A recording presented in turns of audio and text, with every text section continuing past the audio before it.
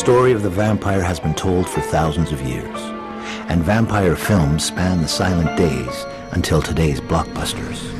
What do we find so enthralling about these creatures, and why does our fascination, like the creature itself, never seem to die?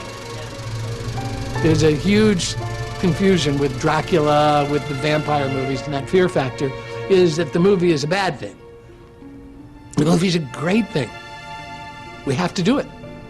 There is not a human being alive that doesn't need to feel fear. It's one of our base emotions. With such thrilling and chilling stories, they were destined to become the lifeblood of hundreds of films to come. I love vampires. I think the idea of immortality is fascinating. The reason that there's such a lure towards vampires, more than I think any other creature, is because there is a sexiness about them. There's something appealing about being frightened in a safe way, being scared in the safety of the theater or your home. Your adrenaline is pumping, things are going, and it feels good.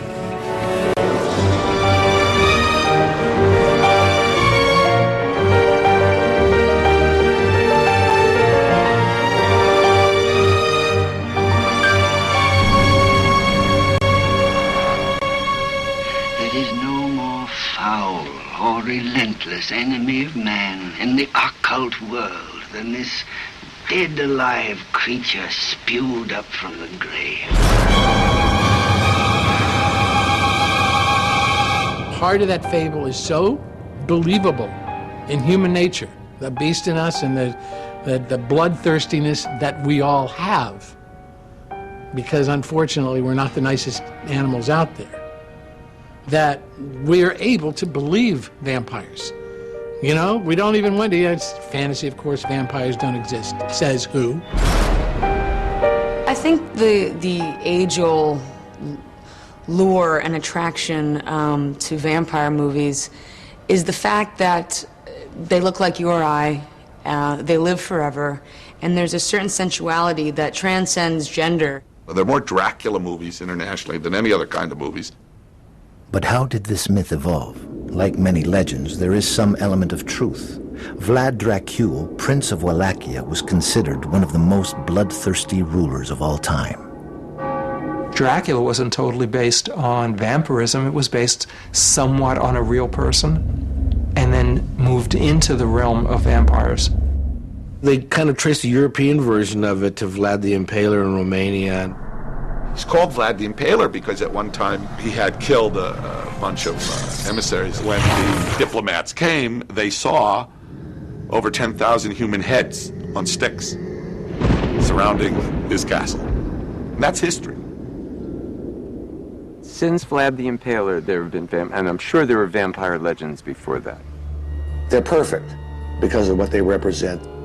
These kind of deep cultural and even race memories we have of the old days when we were threatened by creatures out there in the dark.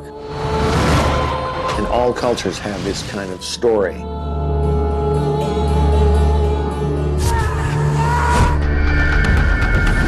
But today's vampires are a far cry from the despised creatures of the night that terrified yesterday's audience. Now they're beautiful, sexy, rock stars, even superheroes. In our imaginations, they could even be us. But how did they evolve from being something we fear to something we desire? There is something about the vampire myth, the immortality of the vampire, the sort of worst nightmare. He could look like you. It's not like Frankenstein. It's not like the Wolfman. It's not like any of those other monsters which are obvious monsters. He could be walking right beside you and you wouldn't even know it. And he has this hypnotic lure that bring all the women in to love him, and yet he's going to destroy them. The horror is far deeper, I think, than just chasing a monster. You could be taken over and be turned into this soulless type of creature.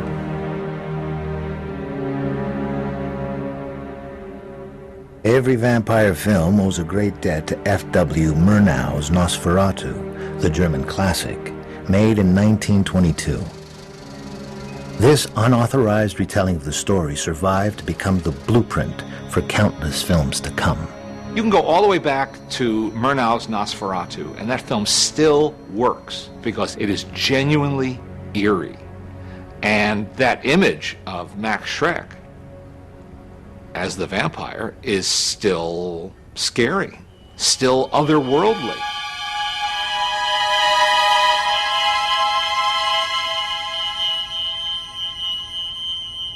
You have to look at a movie like Nosferatu in the terms of the time in which it was released. The movies were new.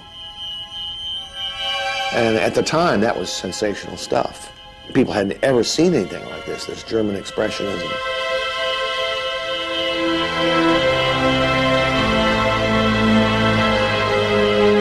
I think the original Nosferatu, the silent Nosferatu, that's a pioneer film. Yes, it may seem arch now and it may seem over the top, so does the Bela Lugosi one, but it still fascinates. Todd Browning is revered as one of the first great creators of horror films, and of course made Dracula, which is one of the timeless horror films. You have the indelible performance of Bela Lugosi. For years, people thought all vampires had Hungarian accents because of Bela Lugosi. He did more than simply bring that character to life. He embodied that character. You believed him. The Lugosi Dracula is still such a powerful performance that movie really holds up. You know, I mean, you kind of think, oh, 1931. But every time I watch that movie, it's still tremendously satisfying. Those movies took me to Transylvania. To me, they weren't just horror movies. They were adventures. They took me to new worlds. Everybody responds to the movies that they saw when they were young because you're just seeing movies for the first time. You're developing as a person for the first time. Images in films and what you see on the screen and what you experience in the theater has an enormous impact. Universal in those early talkie days was producing simultaneously foreign language versions of their films. In the case of Dracula, they did it at night on the same sets. Escúchelo, todos los hijos de la noche. Qué hermosa música componen. Bela Lugosi et al. Would come in during the day, and then 5 o'clock they would quit, and the Mexicans would come in and make a Mexican Dracula.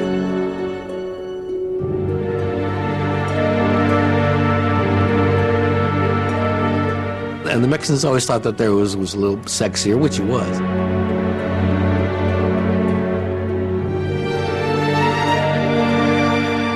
As the years progressed, vampire movies in Mexico became much sexier.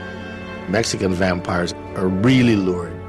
You know, there are a lot of violence and flesh eating and sex. They always had female vampires, and they're very low cut, they're very alluring, and it's that forbidden love or romance. Catholics had to mix their eroticism with guilt at all times, and so that really played into the vampire myth. It's very alluring, but it's forbidden.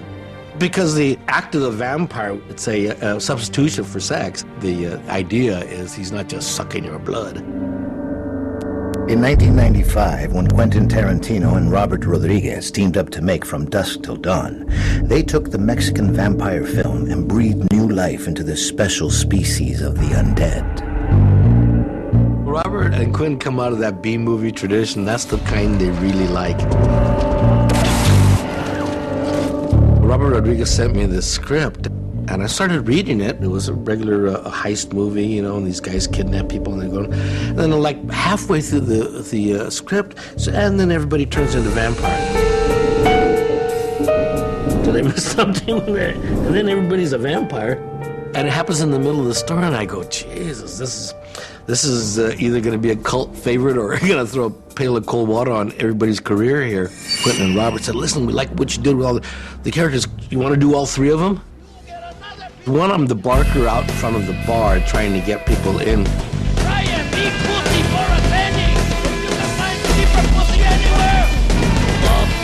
That speech is right out of reality. I've seen it a million times in front of bars in Tijuana all my life. The second character is a border guard. How many with you? And the third is the guy that picks everybody up at the end. Why, out of all of the godforsaken shitholes in Mexico, do we have to meet here? One place is just as good as another. From Dusk Till Dawn was an intriguing scenario, a Night of the Living Dead kind of film with vampires all invading this strip club. Dinner is soon. Bob called a friend of ours named Scott Spiegel and said, listen, I got a project that I want to do, and I need a hot writer. I need somebody that, you know, that could really bring something different to this. Do you know anybody? And Scotty said, yeah, there's this guy named Quentin Tarantino. Robert Rodriguez is attached to direct. Quentin's got a part in it, and Quentin and Robert, I think, produced it. Just to see Salma Hayek dance with a snake, man, that's worth the price of admission right there.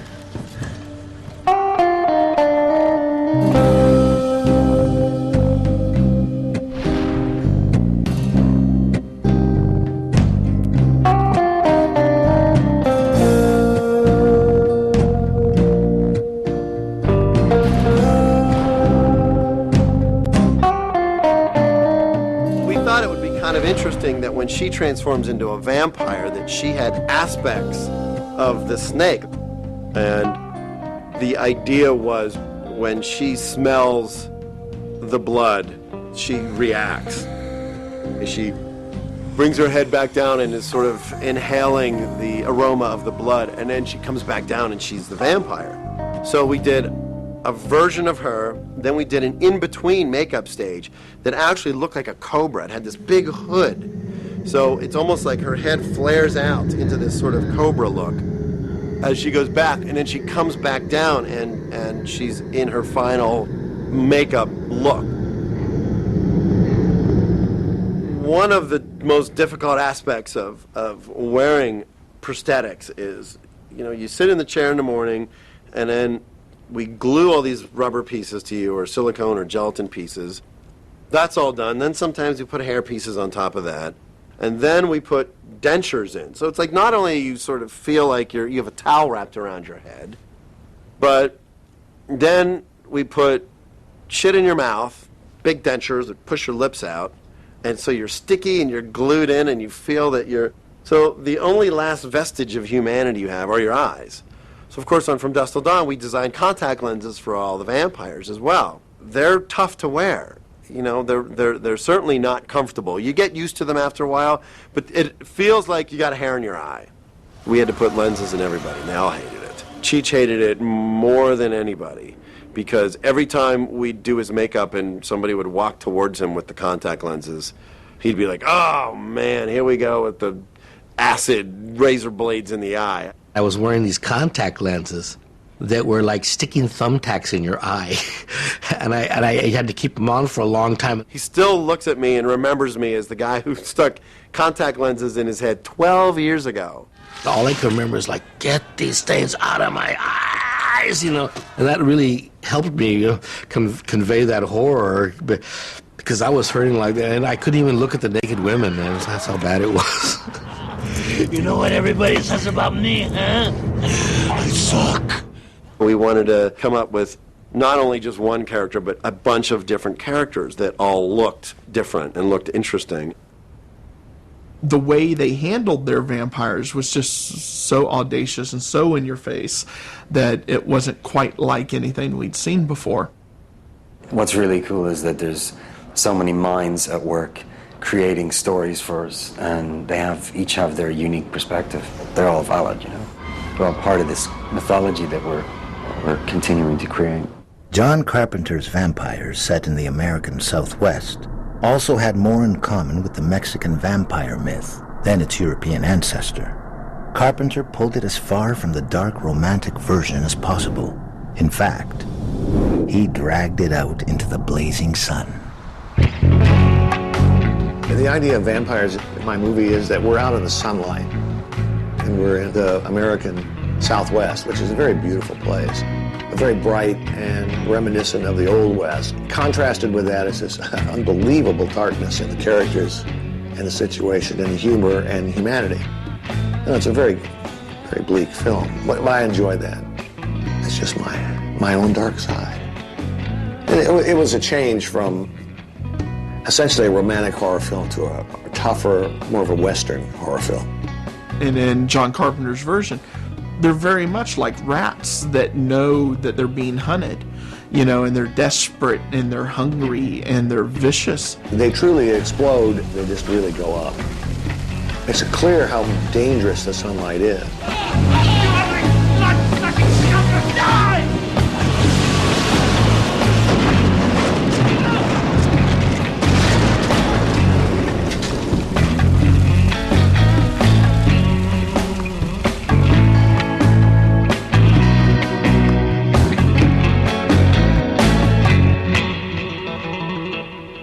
When we did John Carpenter's Vampires, we went with more of that kind of translucent look with some veins and different fang designs. Open wide, baby.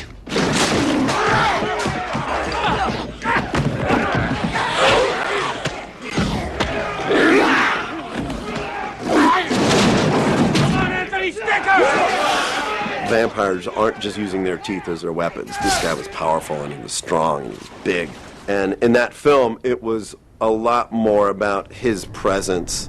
The lead actor that played Valak, we actually extended his fingertips, so he had finger extensions, so his fingers looked longer and more powerful.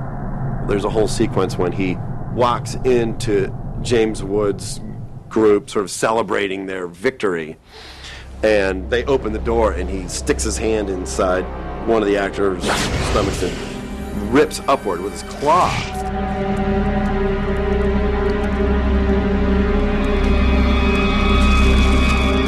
It's not at all the romantic notion of you know, I want to drink your blood. Every modern film that seeks to tell its own vampire tale has to look back to Hammer Studios, who dominated the genre for decades. During its heyday from the 50s to the 70s, Hammer produced a total of 14 vampire films, combining evil and eroticism, constantly reshaping the myth. Those films had such a great mood and style.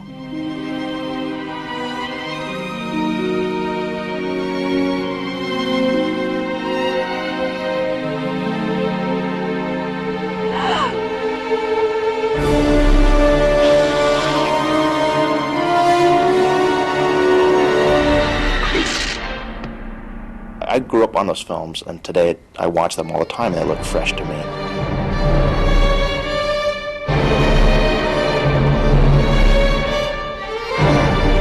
All the Hammer films in general had great art direction, great style, and great actors. I became a vampire fan in 1958 with Christopher Lee. Christopher Lee shows up, and the sequence when the vampire bride is about to bite Jonathan Harker, there's that iconic moment where her mouth is right about to bite him, and you hear that hiss, and you turn around, and there's that amazing close-up of Chris Lee with the blood smeared around his mouth and his eyes completely bloodshot. That iconic visual was burned into my brain for years. It still is. I got impressed with Dracula with the Hammer films, the 50s and 60s. Christopher Lee made a great Dracula. He was almost all sexual impulse and truly vicious and seemed modern. What Bram Stoker did, he created a metaphor for oral sex. Because what you have is a very handsome, titled man in evening clothes appearing at a gorgeous woman's window. She's defenseless. He enters and systematically drains her of fluid, which then make her surrender to him completely forever. My favorite of the Hammer films, though, is Brides of Dracula. It's weird that my favorite one would not include Christopher Lee, because I love Christopher Lee. But the Brides of Dracula in that film are just so incredibly beautiful.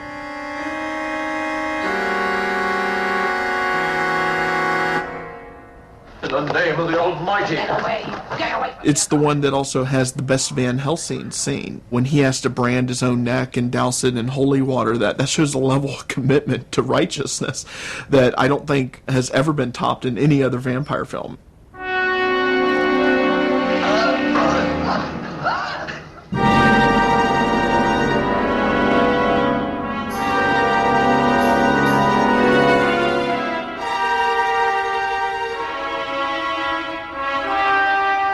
The vampire movie, much like a shapeshifter, transformed itself over and over into vampire westerns, teen vampires, or even vampires from out of this world.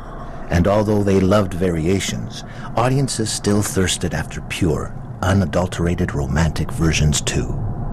The thing that was brilliant about what Francis Ford Coppola did with his Dracula movie was that he sort of used every trick in the book.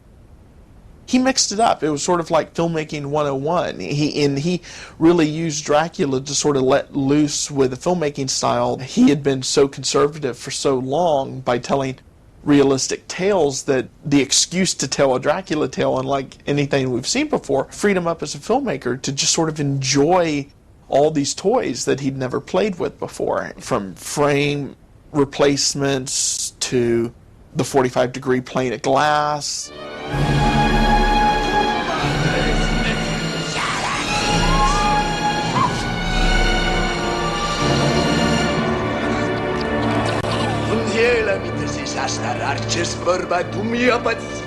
He used stop-motion animation, he used computer animation, he did amazing makeup with prosthetics and animatronics. Our love is stronger than death.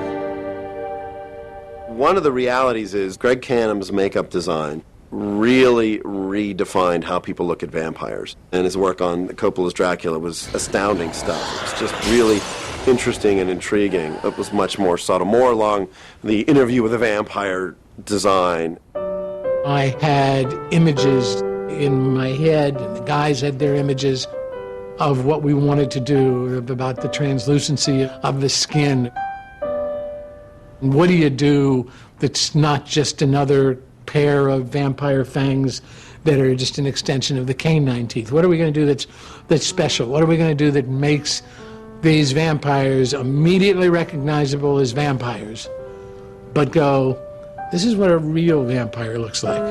Stan Winston's makeup work on that, it was going back to the sort of idea that their skin is translucent, almost to the point where you can see the veins slightly under the skin.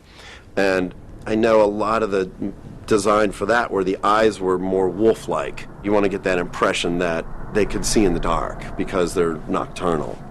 In the last 25, 30 years, you had Anne Rice take the story and go into that wonderful romantic Victorian vampire that sort of lived on into our age. Anne Rice particularly made vampires more human in a way. They had their own suffering, just like we do. Even though they can inflict these horrible things on us, they still suffer, they still have all of these things we can relate to.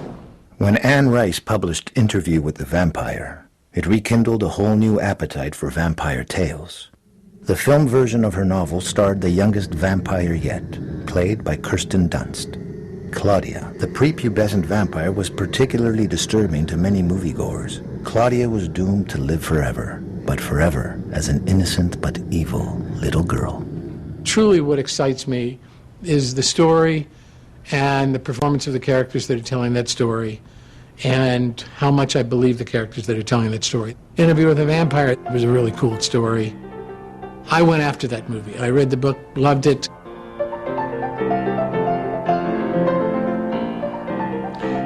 They're expensive, my dear. Maybe too expensive for a young girl like you. Once I'm a fan of a character, somewhere in my head I'm always going, okay, well, if I were to do it, what would I do? What would be the ultimate vampire that I haven't seen, that I'd like to see? I think Interview with a Vampire was fantastic. The atmosphere and the romance. What Anne Rice did was she made vampirism sexy again. For that, it was more, the vampire was this loner, In a way, that's why it has more of a continued popularity. And there was a certain exhibitionist side of Lestat that came to fruition within the Queen of the Damned. And I think that's what Anne was trying to say. Lestat is almost, he's bored. And he's going to tell the world he's going to be a rock star. And he's going to tell the world he's going to be a vampire.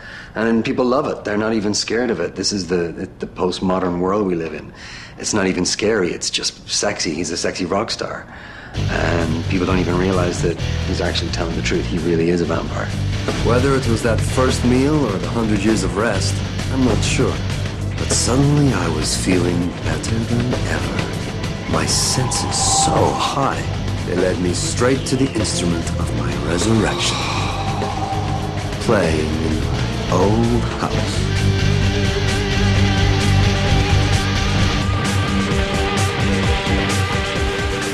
In Queen of the Damned, Lestat was not the first time a vampire embraced the form of edgy rock star cool.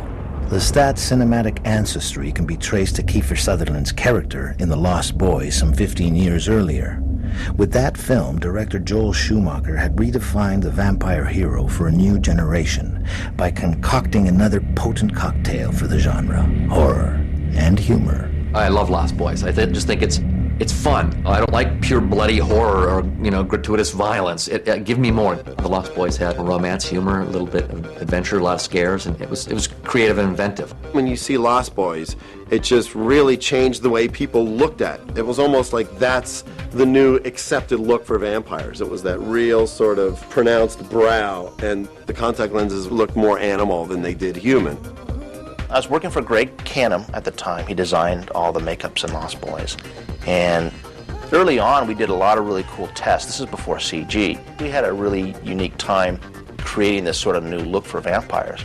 And one of the cool things that people don't realize is that all the blood in Lost Boys has glitter in it, because Greg wanted to give it this kind of weird, different kind of feel. I think we had the coolest blood made ever. It was all glittery and weird and smelled funny, and compared to other bloods I've had on me in movies and stuff, it was slimier.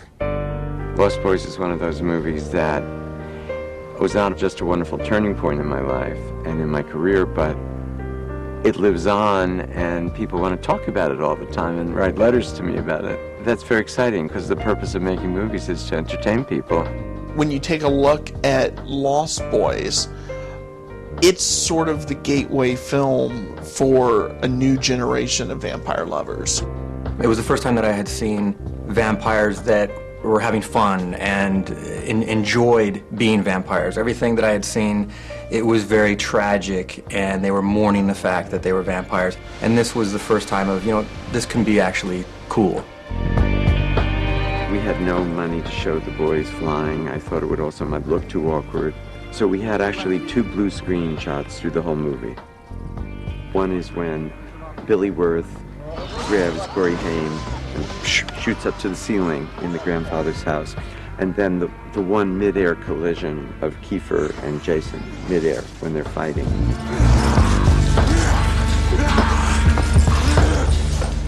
It's a very sexy movie. Kiefer and the Lost Boys are certainly, like a hot rock band. Jamie Gertz at 18 is just, spellbinding. And then the Coreys, that was just magic. There was something about the combination of Corey Feldman, Corey Haim, and Jamie Newlander, who played the other frog brother. The Lost Boys was a big influence on me. In junior high, you could not be cooler than Kiefer Sutherland. Kiefer's screen presence, still, people talk about it. He actually has the fewest lines of dialogue of anyone in the movie, but you remember his presence, his entrance, his everything about him. Some of us when I come. Be one of us. What we're really successful in doing is taking a lot of the vampire lore and making it our own.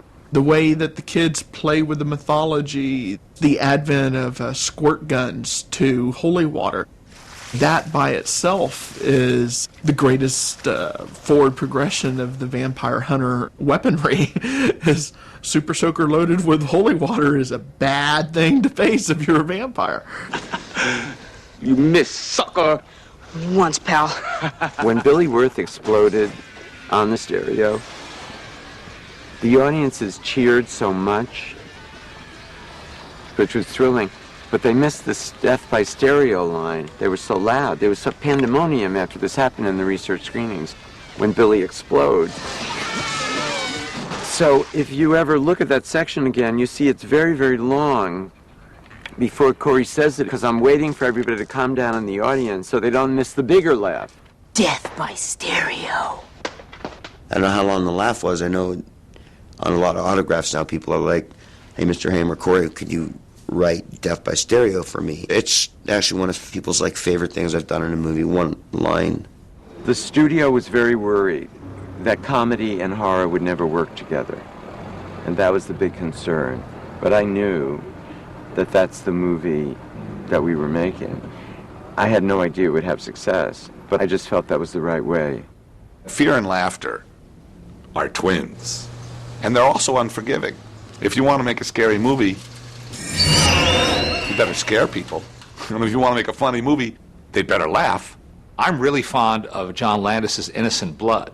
I think that's an unsung gem among horror films. Now that's way over the top, but it has that sense of humor, that very dark sense of humor, and yet it's never sort of jabbing you in the ribs saying, get it, get it. You killed him.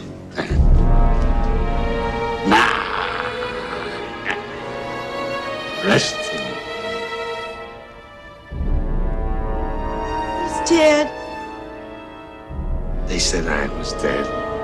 They asked you, am I dead? I was at Warner Brothers. They wanted me to make a vampire movie. And a producer named Lee Rich had a script called Innocent Blood. It's like Marty Scorsese made a vampire picture. He took a urban mafia genre and mixed it with vampires in a very clever way. Innocent Blood is a wonderful movie. I love that she's a vampire with a conscience, that she's somebody who's feeding on the bad guys, on the people who don't deserve to live. And that was something we hadn't really seen in the vampire film before, was the idea of vampires that would just kill the people who deserve to be killed. The vampire is actually rather sweet. And Perriot, she makes the decision to only take murderers, killers, and criminals as her food. And she won't take innocent blood. There's a nice moment where she's trying to reassure him and seduce him at the same time. So he cuffs her. He handcuffs her behind the back.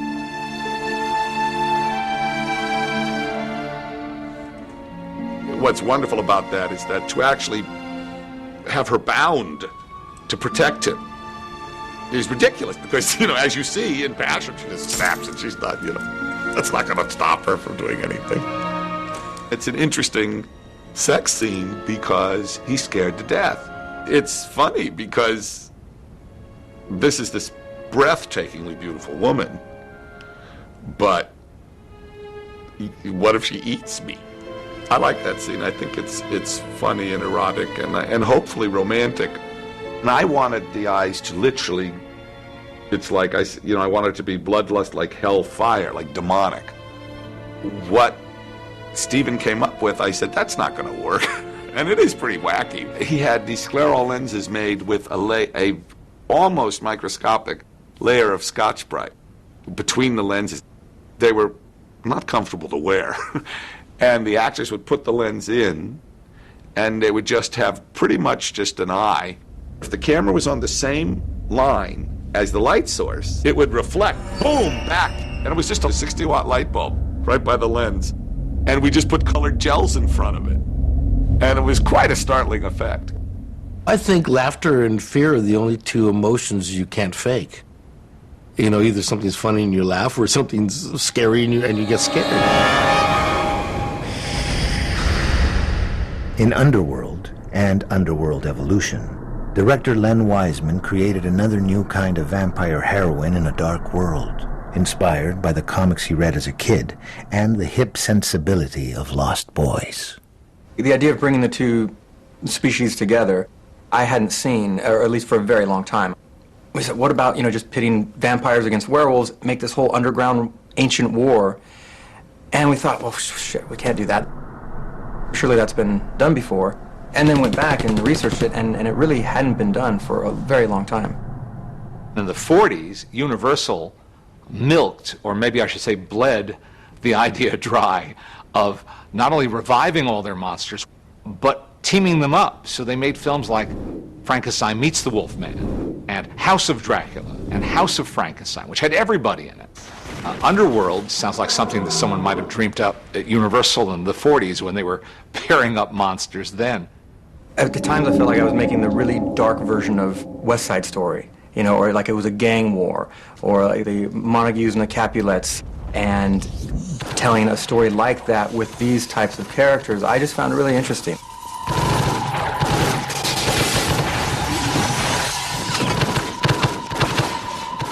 I draw all my frames first, and then when I get on set, I try my best to create visually what I've drawn. There was a few things that I wanted to do at the opening. It was, I wanted to create a mood and a tone for the world, establish what kind of world we were in, because it was much more of a fantasy, darker comic book world.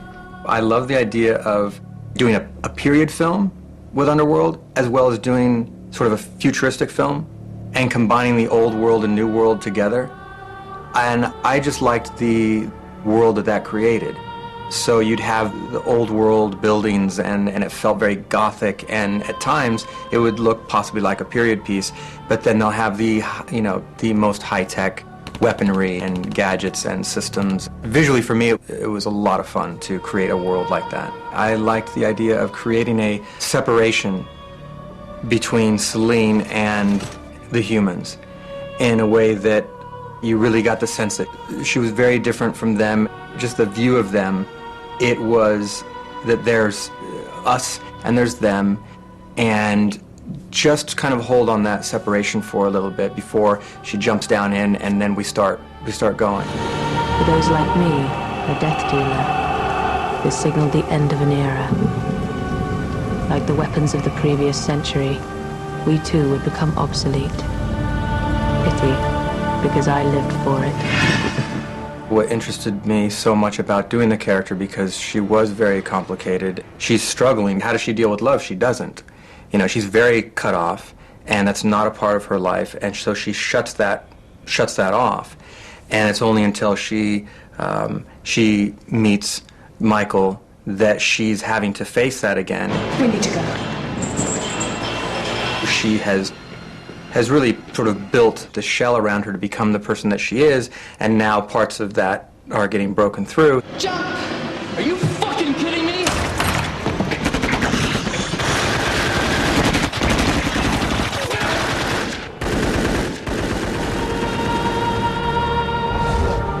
Underworld had recreated the vampire in a beautiful, strong female form. This character was echoed in Blood Rain, half human and half vampire.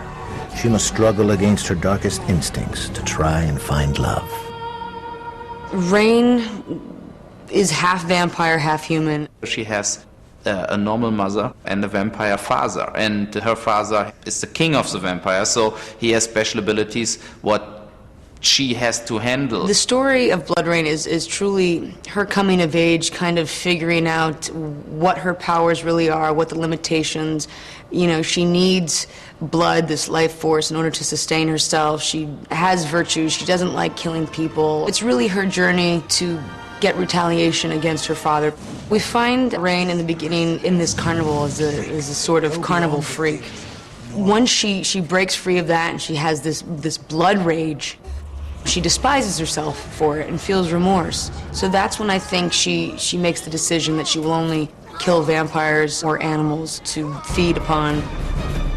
That's her human side coming out. She's like a vampire with feelings, basically.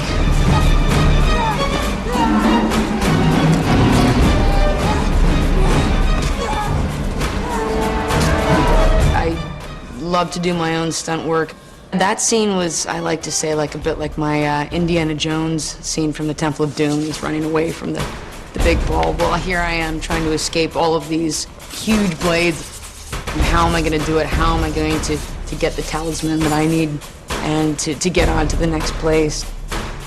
That's the fun thing about fantasy and doing video game related films, is that you have this real creative freedom.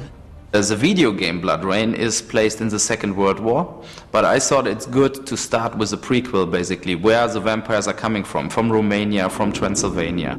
So we are telling the story basically 200 years earlier. We used a lot of stuff from the video game in regards of the mood, the wardrobe, the weapons, the setup that she needs blood, she needs sex, that she wants to kill Kagan. He's strong, Rain, but not skilled enough. This is all in the video game, but in the video game you don't have really a story development with twists and character development. Romania was the absolute ideal place to shoot a vampire movie. It is the birthplace of vampires. Sighișoara is the home of the original Vlad the Impaler. It's the oldest inhabited medieval village in all of Europe. The locations were unlike anything else that you could recreate on a set. You just feel this history and this vibe and this energy, and it just lends itself so well to that whole genre. So we started in Romania, in Bucharest and in the Carpathian Mountains to make a real classic vampire movie based on a video game. The shoot in Romania was very hard for everybody. There was that big scene with all that naked woman. The idea was to go really over the top like a vampire bar. And so they have victims hanging there, and they drink the blood from everybody. And at the same time, they have a big party going on. I think it's one of the most interesting scenes in the movie because it's something new. I didn't saw that in other vampire movies.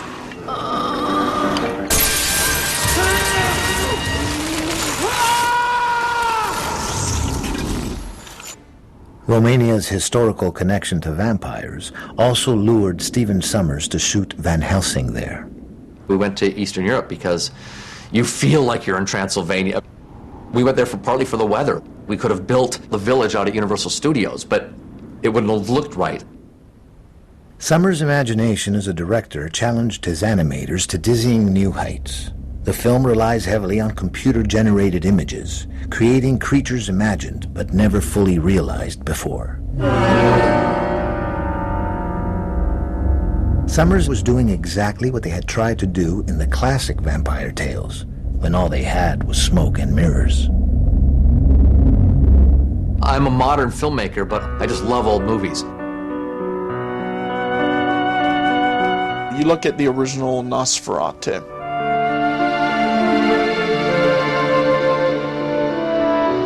F.W. Murnau, when he had Max Schreck fade away as the sunlight hit him, it's still an effective technique. It still looks quite amazing. You know, sure, it was just a leaning 45-degree plane of glass with a reflection that just was bled out by light, but it terrified audiences at the time, and even by today's standards, there are no strings. There's nothing to criticize about the image. The old movies worked because they had great stories and great characters. When you look at the original Dracula with Bela Lugosi and the bat flies into the room, and it looks like this little bat. It's like on a string. Like so there's a guy off screen with a bamboo pole going, "Ooh, isn't this scary?" Ooh, you know, and you crack up. I look at things that they did back then, and how can I maybe improve upon them, or at least bring them into this century with the technology and the tools we have, with all the special effects and all the craftsmen, and it's just my imagination. Whatever I can come up with, we can pretty much do. Nowadays, of course, you want to come up with stuff different. You stick them with a stake, what happens to them? Do they burst into embers? Do they melt down into a sort of a fleshy, gooey mess? What happens to them? They can really scare you. They can really put you inside anywhere place they want to put you. So if they can draw it, they can make it happen.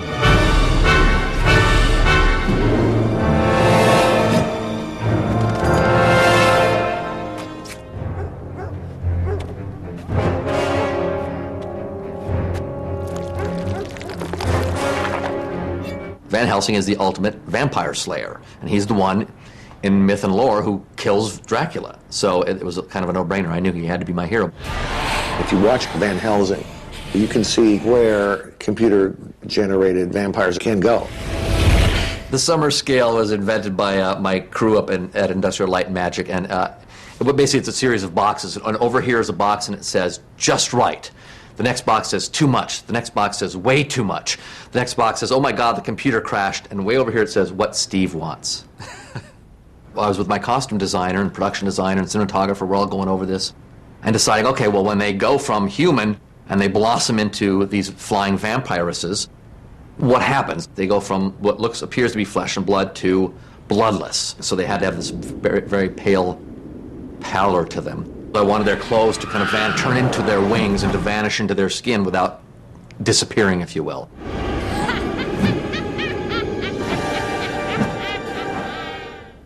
I see Stephen Summers as a kid who grew up eating so much sugarized cereal that he would be buzzed and buzzed and buzzed, and he'd watch Universal horror films, and his brain would be racing 7 miles ahead of where the story was all the time. Feed my darlings! He cares so much about showing all the fun that he always imagined as a kid. Those 3 brides of Dracula attacking that village, and Van Helsing with the semi-automatic steak deliverer or whatever it was. That was fun, you know? I mean, the weird million babies of Dracula scene is just one of the most bizarre little setups I've ever seen.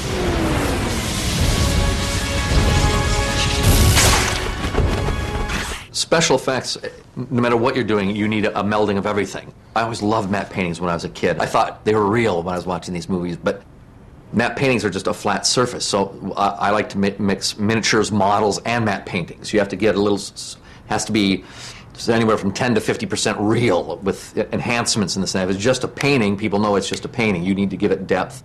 And same with creature work. You need a makeup artist, but you also need, computer-generated help, and it's just a melding of things. The more you add, the more layers, the more real it can be. Yet another incarnation of the vampire began to rip up the screen. Blade. Back in the 1970s, writer Marv Wolfman created him as a minor character in his Tomb of Dracula comics for Marvel. I wanted somebody who had been turned to some degree, but not completely. His mother was killed as she was giving birth. So he had a little bit of immunity in it. And all of this started to develop because I was trying to come up with my own take. I wanted to do a very modern story. I wanted someone a little bit more street, a little bit more dangerous than the traditional vampire hunter. If you're growing up in New York City, you realize not every person around you is white. So I definitely wanted a black character.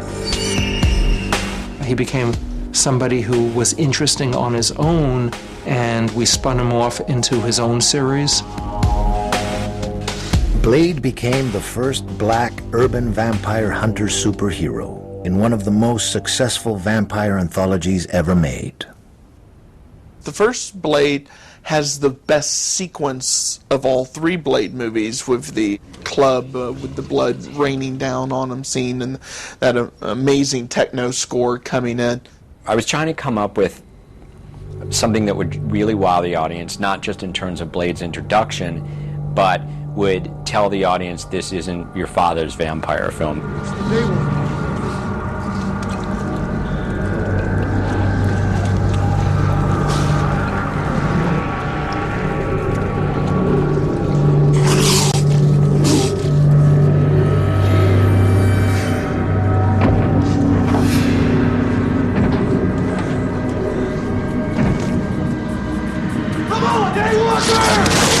It was really ambitious, and back then it was, I'm going to say 1997, 98 is when we did those effects, and the technology just wasn't there yet, and we really struggled to try to get that stuff to where Steve liked it. But he wanted this very unique effect, which sort of led into this sort of late 90s vampire, what we call ashings, and that's sort of the predecessor of those was that club blood scene. And Steve really wanted this very dynamic, almost like a cigarette being sucked dry of this ash and this embers and stuff. It is an absolutely jaw-droppingly fabulous scene. That was a level of vampire culture that you could kind of imagine the modern scene being. We always viewed the vampires, particularly in the first Blade film, as kind of being like the ultimate in crowd. One of the things in terms of the ways vampires had been treated prior to Blade is that it was usually depicted as this horrible curse. We felt that most vampires would love being vampires, and that they would regard humans as an inferior race. And I think perhaps that's something else that was a little new in terms of the way we approach the mythology. There is that personal thrill that something that you created creates such excitement in others that they want to do something with it. The concepts behind Blade are so strong that it was the first successful Marvel movie. It helped pave the way for the X-Men and the Spider-Man films and all the other films. The first Blade movie set the groundwork for the entire modern age of superhero movies. I think more people consider Blade a superhero movie than a vampire story, even though it's all about vampires.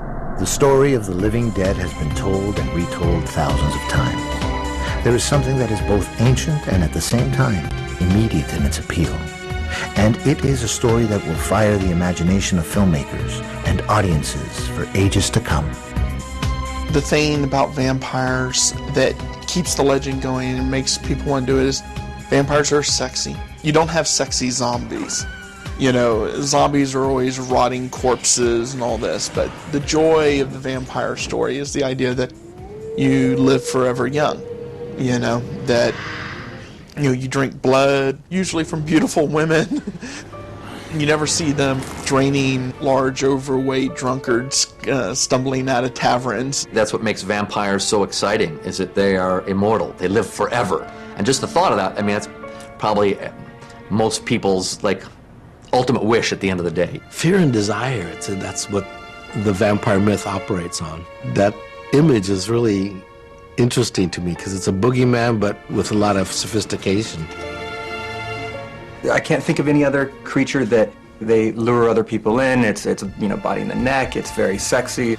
I don't think audiences will ever get tired of vampire films because it's an opportunity for people to experience things that otherwise would be taboo, whether that's sexuality, whether that's violence. It's also, the vampire myth deals with immortality, all these kind of central themes that human beings think about. The thing about vampires is it's a gift and a curse. Because everybody they know and the times they lead all die off. And so they're left alone. So they're very lonely creatures. It's hard to keep it going every day of your life normally, and you know there's an ending, so you want to make everything important. What if you know there is none? And in the case of vampirism, your soul is gone as well. So there is nothing pushing you, there is nothing exciting you. It's just hunger. And that's all there ever is this endless hunger. I believe that the idea of immortality is one of the attractions of audiences to vampires.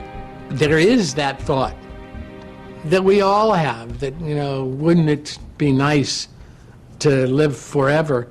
And one of the reasons that, when we watch vampire movies and we see what it really takes to live forever, it makes it okay for us to go, I really don't want to live forever. I mean, if that's what it takes, I'd rather go when it's time to go.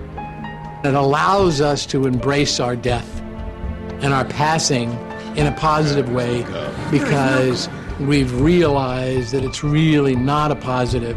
It's in fact a curse to have immortality. It's a dark, dark place to be. To keep going for no reason other than to keep going. That's really cold.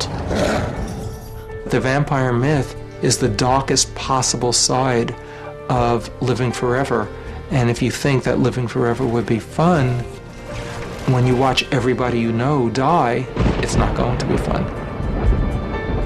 The vampire myth totally corrupts anything good that could possibly come out of immortality. That's the one thing about the vampire myth that I've never understood. There's two sides to it.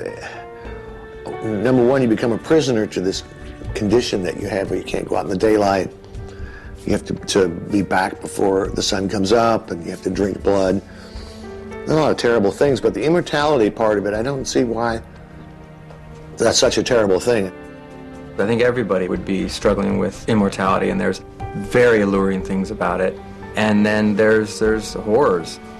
Love would be very complicated. Imagine what would happen to you, what kind of person you would become over the years if you had lost so many loved ones. You would shut down and you become a different kind of person. So yes, you would live forever. That would be awesome. That would be fantastic. But what is the price at the end, and what kind of person do you turn into anyways? I might take my chances with immortality. That sounds like not a bad idea, you know? If I had a choice, I might go that way, just to see what happens. I could always run out in the daylight if I don't like it. You know, it's up to me. I'll take immortality.